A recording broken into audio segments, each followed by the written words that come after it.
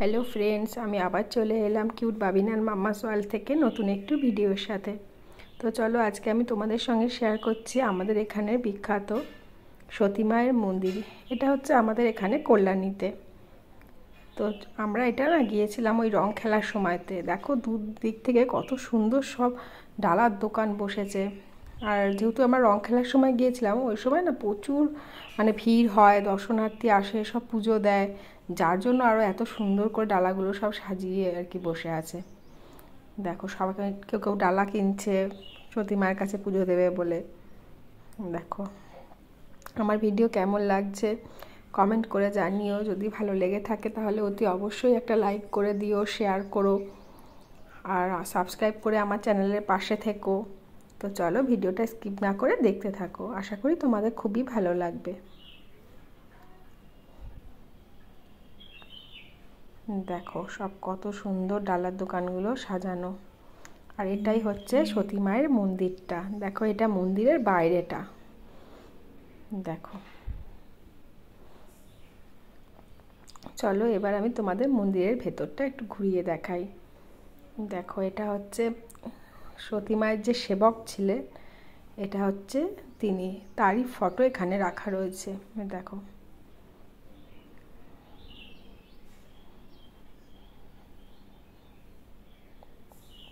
দেখাচ্ছ কত সুন্দর, সবাই প্রণাম করে কেউ কেউ পয়সা দিচ্ছে। আর এটা হচ্ছে সতী মায়ের সমাধি মন্দির, যেখানে সবাই দর্শন করে কেউ কেউ শাড়ি দেয়, কেউ আলতা সিঁদুর এসব দেয়, কেউ টাকা দেয়, যে যেরকম পারে সে সেরকমই দেয়। আবার যার সামর্থ্য নেই সে এমনি দর্শন করে প্রণাম করে আর চলে যায়। তো দেখো এটাও আমি তোমাদের দেখানোর চেষ্টা করেছি, কিন্তু এতটা ভিড় ছিল না, আমি তোমাদের ভালো করে দেখাতে পারছিলাম না, তাও চেষ্টা করেছি যেটুকু পেরেছি দেখানোর। দেখো কতটা সুন্দর এই জায়গাটাও। আর এই দেখো সবাই চাল আলু সব দিয়ে গেছে সতী মায়ের নামে। আর এটা হচ্ছে সতী মায়ের গীতের আসর, যেখানে সতী মায়ের সব গান হয়, আরাধনা হয়, সেই জায়গাটা সতী মায়ের গানের জায়গাটা। দেখো কত সুন্দর শান্ত স্নিগ্ধ। আর এটাই হচ্ছে আসল সতী মায়ের ভেতরের মন্দিরটা। এই দেখো কত সুন্দর। দেখো মন্দিরের গায়ে না সব সতী মায়ের আর কি খোদাই করে বসানো আছে। মন্দিরটা যেহেতু অনেক দিনের পুরনো ছিল না, সেই জন্য না নতুন করে আবার আর কি মেরামতের কাজ চলছে, যার জন্য চারিদিকে বাঁশ ফাঁস এসব সব লাগানো রয়েছে। দেখো আর এই দেখো সেই তুলসী মঞ্চটা কত সুন্দর লাগছে, এই দিনকার সব আবির দিয়ে সাজানো হয়েছে। দেখো কত সুন্দর লাগছে চারদিকটা।